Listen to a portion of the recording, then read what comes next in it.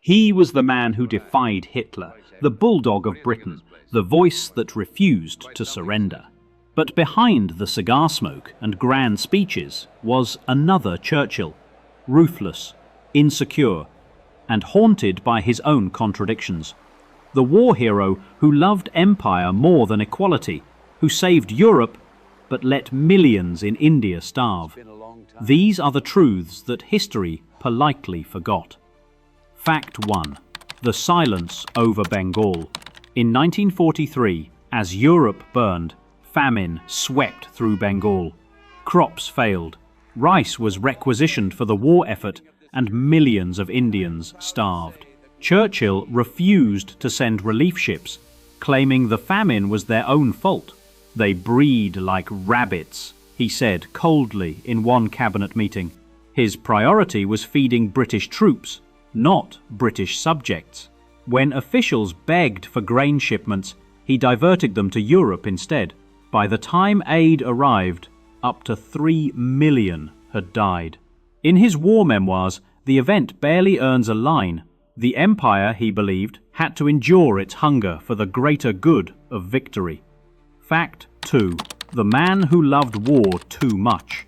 Churchill never hid his obsession with battle.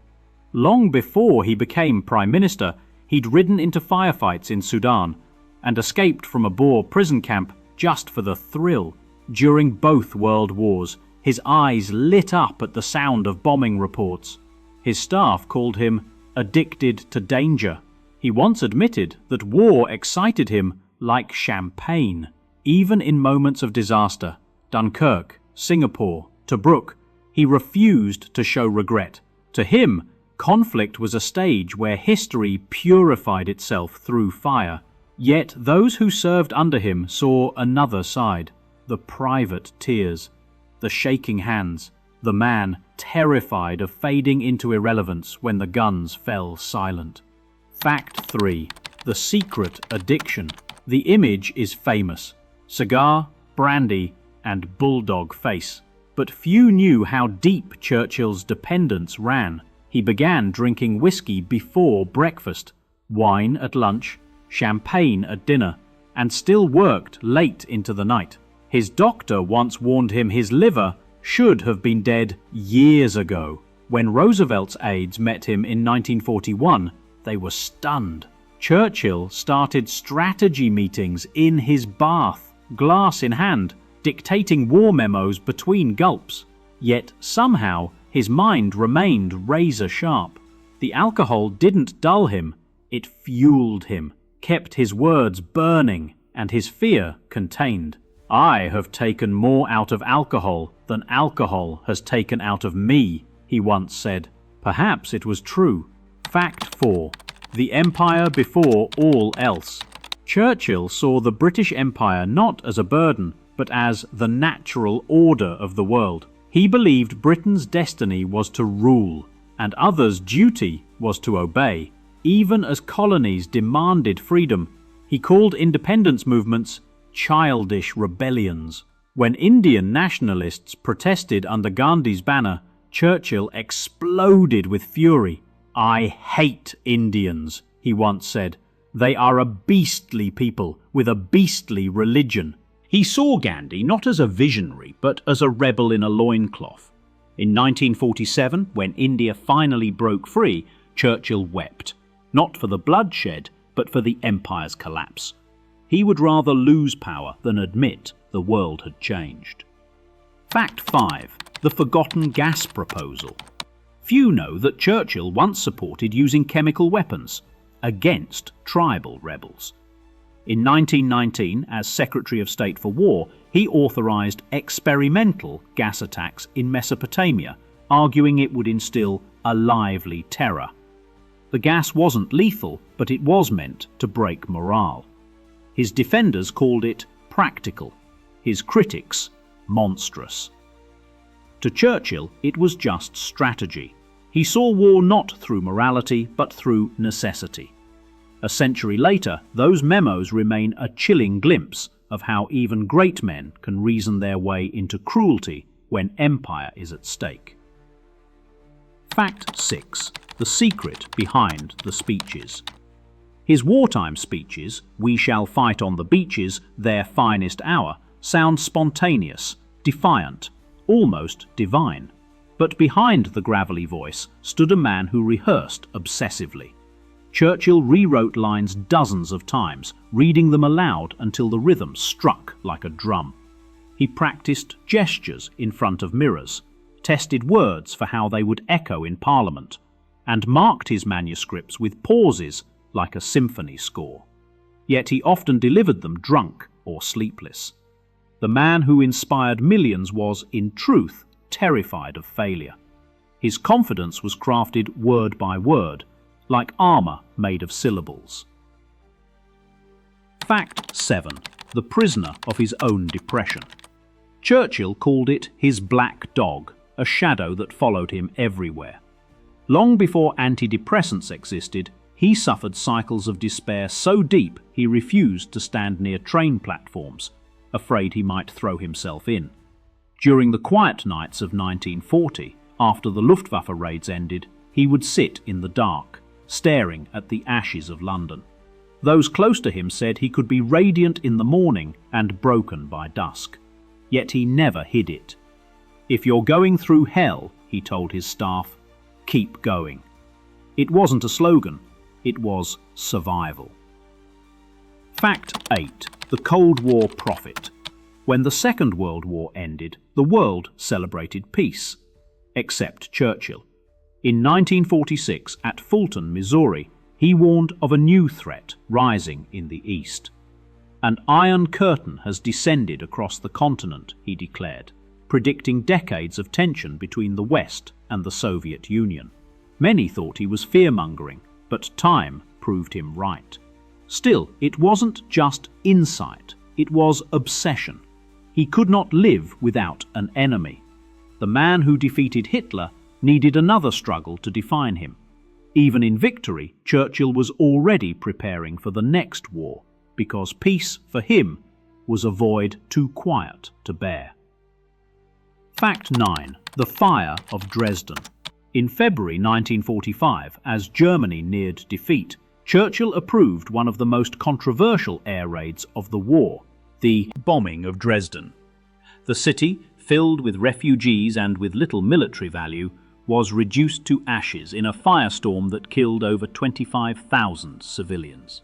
For 3 days, the flames devoured everything: homes, hospitals, children hiding in basements. Churchill later tried to distance himself, calling the operation a serious query. But the truth was written in orders signed with his name. The man who saved London from destruction had ordered the same horror upon another city. History remembers his courage. Fewer remember his fire. Fact 10. The censor of history. After the war, Churchill began writing his 6-volume History of the Second World War. It became a masterpiece, but also a form of control. He removed Allies' mistakes, softened his own, and shaped how future generations would see him. The narrative was grand, noble, perfectly composed, and incomplete. Intelligence failures, hidden operations, and civilian casualties vanished between the lines. Those who had once challenged him found their names erased or diminished. Churchill didn't just win the war, he wrote it. And in doing so, he made sure his legend would survive cleaner than the truth. Fact 11. The secret of Operation Unthinkable. When the war ended, Churchill wasn't ready to disarm. In the spring of 1945, he ordered British planners to draft an impossible plan, a surprise attack against the Soviet Union. It was called Operation Unthinkable. Its goal? To push Soviet forces back from Eastern Europe, using rearmed German divisions if necessary. Even his generals were shocked. Britain was exhausted, its army spread thin, its people desperate for peace. Churchill shelved the plan quietly after realizing the madness of it. but it revealed something deep within him. A man so defined by conflict that even victory felt like surrender. Fact 12. The Lonely Fall. After leading Britain through its darkest hour, Churchill was voted out of office just weeks after victory in Europe. Crowds that once chanted his name now turned to younger faces, promising change. He returned home in silence. No parades, no speeches, just the sound of rain on his hat brim. His wife, Clementine, tried to comfort him. It may be a blessing in disguise. He paused and whispered. It seems very well disguised. For the first time in decades, he had no war to fight, no empire to command. Only silence. The hero of 1940 was now a relic of the world he'd helped destroy. Fact 13.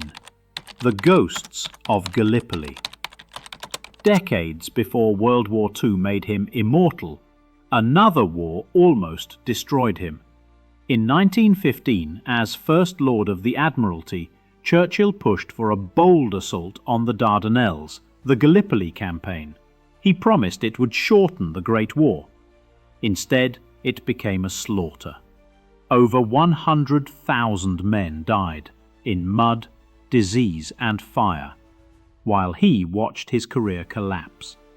He was dismissed in disgrace, blamed for the catastrophe. For years afterward, Churchill carried Gallipoli like a wound. During his blackest moods, he would mutter to himself, "It was the price of daring." But deep down he knew. It was also the price of pride. Fact 14. The Artist in the Shadows. When the black dog of depression came, Churchill found his refuge not in politics, but in paint. He discovered it after Gallipoli, picking up a brush to escape the noise in his head. He painted landscapes, sunlight on brick walls, gardens, ponds, worlds without death or speeches.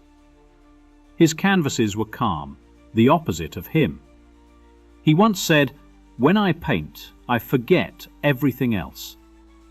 In his later years, his art became therapy, the only place he could control chaos. The man who shaped empires with words now sought peace in silence, colors, and the trembling line of a horizon. Fact 15. The man who betrayed his own class. Born into aristocracy, Churchill was raised among dukes and titles, yet he spent his life rebelling against the very class that made him. He mocked privilege even as he lived inside it. He fought for labor rights in his youth, then crushed strikes when he gained power. He called himself a Tory Democrat, an impossible phrase that summed up his contradictions. To some, he was a hero of the working man. To others, a hypocrite in velvet gloves. Perhaps he was both. Churchill didn't belong anywhere, not to the rich, not to the poor. He belonged only to history, and it used him as it pleased. Fact 16. The American Dreamer. Churchill adored America, and America adored him back. He loved its optimism, its energy, its boundless confidence. His mother was American, and he often joked that he was half Yankee by blood. Yet he also feared that the empire he worshipped would be replaced by the one he admired. During the war, he clung to Roosevelt as both ally and rival. A friendship built on cigarettes, strategy, and suspicion. He once told his cabinet, "Never let America be too powerful." But by 1945, he knew it was too late. The torch had passed. The empire he fought to save would soon belong to someone else's century. Fact 17. The man who played God. Churchill believed in destiny, especially his own. He told friends he was saved for a purpose, that fate itself had chosen him to lead Britain through darkness. In moments of despair, he would quote scripture, convincing himself that providence stood beside him. Yet that faith made him blind to doubt. He could forgive himself anything if he believed it served history's will. His choices, the bombings, the betrayals, the cold words, were justified as the work of necessity. But history has no saints, only men. And Churchill, for all his grandeur, was still only human. Too human for the gods he tried to serve. Fact 18. The Last Cigar. In his final years, Churchill became a monument before he was a memory. He sat in silence, staring at the fire, half listening as young politicians quoted his own words back to him. His body failed, his speech faltered, but the legend remained. On his last voyage to France, he carried a single cigar in his pocket, unlit. He looked out at the sea, the same channel he had crossed in war, and whispered, "I am ready to meet my Maker."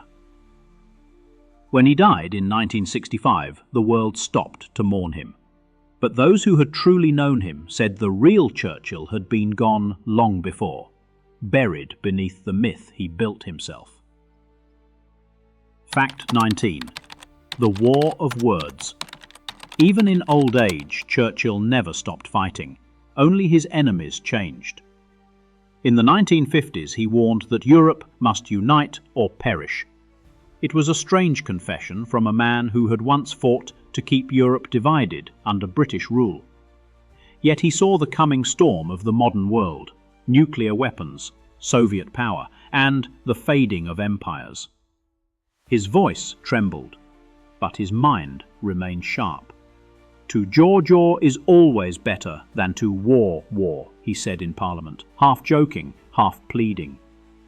It was the last great phrase of a man who had once built his world on gunfire, now begging mankind to use its tongue instead of its trigger.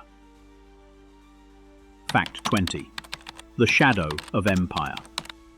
As new nations rose from the ruins of colonialism, Churchill's words grew heavy with bitterness. He couldn't accept that the empire he'd glorified was now viewed as tyranny. When African leaders called for independence, he dismissed them as savages unfit to rule themselves. In private, he felt betrayed by history itself. Yet his resistance only made his myth stronger. To some, he became the last true imperialist. To others, a relic of a crueler age. In truth, he was both. He had given the 20th century its courage and its contradictions. His greatness was forged from the very fire that burned the old world away. Fact 21. The Funeral of an Era. When Churchill died in January 1965, Britain stopped. Trains halted, factories went silent, church bells echoed across the Thames. Over 300,000 people passed by his coffin, their footsteps the slow rhythm of a century closing its eyes. World leaders came to pay respect to the man who had defied Hitler. Yet among the crowd were also those whose nations had suffered under his empire. The River Thames carried his coffin down to the sea, the same sea he once vowed to defend. It wasn't just a funeral. It was the last breath of the British Empire, leaving with its final captain. Fact 22. The Immortal Flame. Today, Churchill stands in bronze across London, defiant, unyielding, frozen in victory. But behind every statue lies a paradox. The saviour of freedom who believed in empire, the democrat who silenced dissent, the hero who caused pain he refused to see. His shadow still moves through history, in speeches, wars, and the quiet belief that courage alone can rewrite destiny. For all his flaws, the truth remains. When the world was burning, he was the man who stood up and said no. And perhaps that was enough. History does not give us saints. It gives us men, brilliant, broken, and burdened by their time. Winston Churchill was all of these. He shaped the century with words and willpower, yet never escaped the ghosts he created. In the end, he didn't just lead Britain through war. He became the war itself, fierce, flawed, and unforgettable.